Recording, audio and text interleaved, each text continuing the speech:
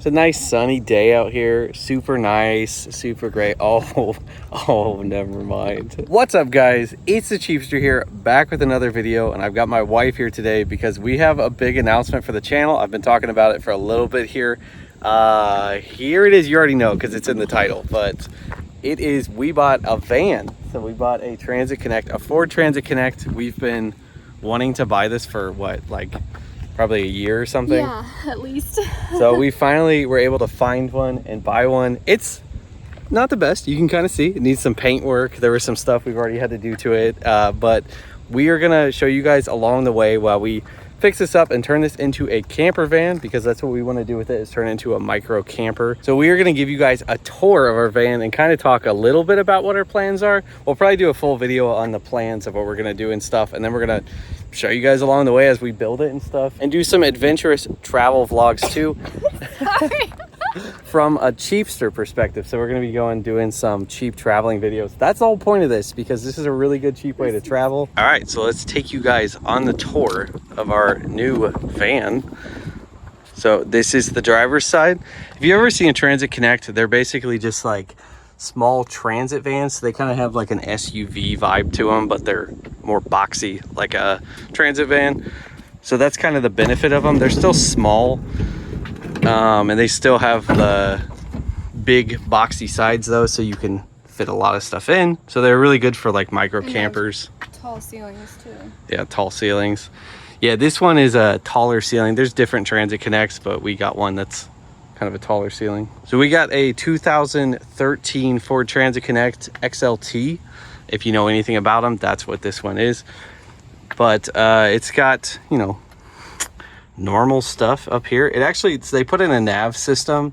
I think I'm gonna replace it though, because it's like, it's a really cheap one and I can't even figure out how to turn the radio on with it. So probably gonna do some stuff with that, but that is the driver's area. But the back of it is really what like the selling point is, because this is a pretty wide area. It's probably hard to tell on camera exactly how wide, but that's 6 foot from the back to here, and the sides are, it's like what, a little over 4 feet. 4 feet, like 9 inches. 5 feet, I think. Yeah, almost 5 feet. So it's about the size of a full-size mattress back here. So that's good for sleeping. Of course, full size is still not huge, but I mean, that's the micro camper. That's what you're doing. So the reason we wanted at least a 2013 or later is because of the higher roof. The newer models have a lower roof, so we really wanted to have the additional height for when we're in here sitting. We can sit up in bed, or we're planning on building like modular couch systems so we can sit and relax and not be crunched down. But this one, you can see it is definitely, there's definitely some work to do. You know, we have a fixer-upper house, so we figured what was better to do, just buy a fixer-upper van too, because we can't stop giving ourselves projects for some reason. But it's kind of dirty and stuff. We probably won't keep this flooring in. There's some stuff we'll probably do with that. And then obviously, as you can see on the front, there's like paint chipping and stuff, so we got to deal with some of that, repainting some of that. But it did have a nice, well, not necessarily a nice roof rack, but it has a roof rack, which is nice because you'd have to kind of bolt it all down yourself. So not sure if you can see very well, but that's the roof rack. That's actually something I already spent some time on, because it needed kind of tightened back down, and some of the parts I took off because they were rattling around. It was actually really annoying when we drive because it would make so much rattling. So I did some work on that already. And then also in here we had it's like a back guard, like a metal back guard. I can probably throw a picture of it up here of what it is, but we had that there. And that's the reason why it's so dirty right in here, because you can see these like bolts and stuff. So it was in there. So we took that out since then. But coming around to the back, we were actually happy with this one because you can see too on the outside, there's no back windows, there's no side window, but we do have a window on the other side, which works really well. Because the way you normally do this too is you kind of have usually one entrance when you're turning into like a micro camper. So we'll probably make that one not an entrance. That'll just kind of be shut and there'll be stuff in front of it. But this would be the entrance, so you can have some light still come in here, so it's not just a coffin. But yeah, coming around to the back, we have the butterfly doors, which also, this butterfly door was already kind of broken, had to work on that a little bit, but we got that fixed now. So that's kind of the way this is going to go. But you've got these buttons that press in and the doors open all the way, which is really nice too for whatever else, for using this for camping. You can put, like, I've seen people put canopies on the top that kind of come out so that this is like a sitting camping area too. You can do a lot of stuff with the top, which is really cool. Yeah, we're super excited about being able just to get away and camp easily, have storage and a bed where we can go and not have to have necessarily planned reservations. We can just hit the road, see where we end up, and have a comfortable place to sleep.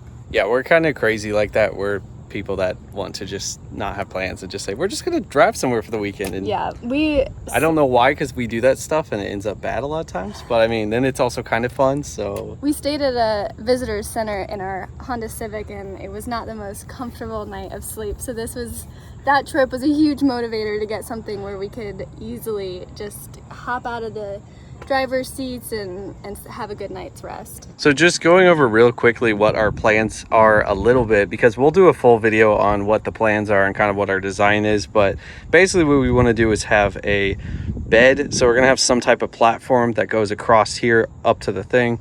And then we'll have stuff underneath so that you can have storage underneath that and different areas around there, which we have some different ideas for what we're going to do.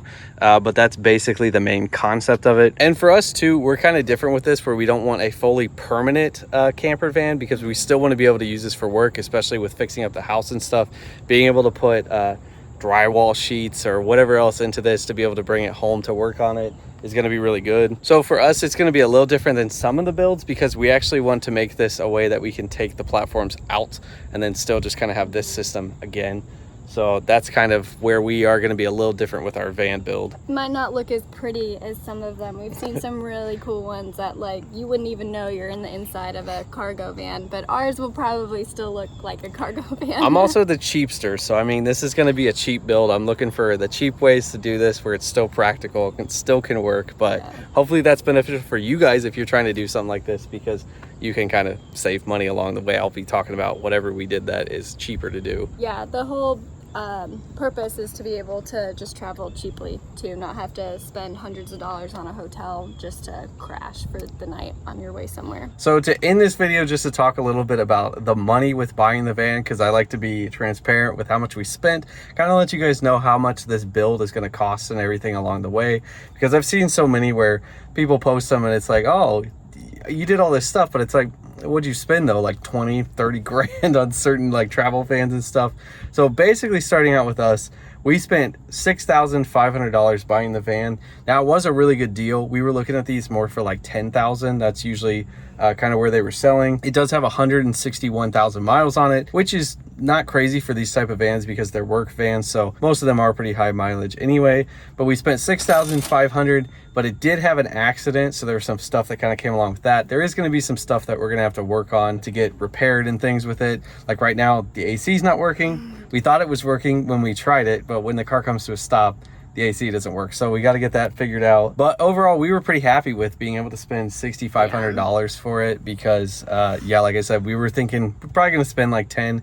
So even with some of the repairs and stuff we have to do, I still think it's going to be a pretty good price. And we're hoping that the whole thing will be under 10 for the build out, all that stuff. But yeah, that's kind of where we are at with it now. And we'll have a lot more videos coming out about the plans and the actual build process and everything. But for now, I'm just a guy with a mustache and a creepy white van. So yeah, that is it, guys. So thank you for watching the video. We were excited to make this announcement and to get the van and everything. It's gonna be a big change. We're really hoping that we're gonna be able to travel a lot more for cheap, especially right now with inflation and everything has just, I'm serious, it has really gotten expensive. Like you look at stuff like camping. We used to go camping and now I'm seeing stuff where it's like $80 a night for a campground. It's like, what in the world? Crazy stuff. So that's why we got this. So we'll just be doing some camping at maybe some Walmarts or stuff, you know. I mean, we're shopping. We're definitely shopping inside. Don't check the van. Yeah, we're gonna share along with you guys too, like how we do travel in the van and different resources that we find along the way of being able to travel and still stay for places for free, maybe even nicer places in a Walmart parking lot.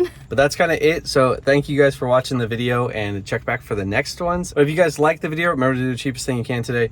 Tap that like button and also subscribe to the channel, and we will see you guys in the next video. And remember, stay cheap. That's a little cringy.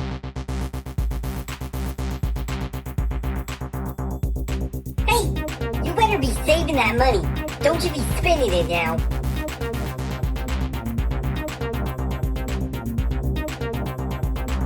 You're still here watching this? You might as well just subscribe. Why would you not at this point?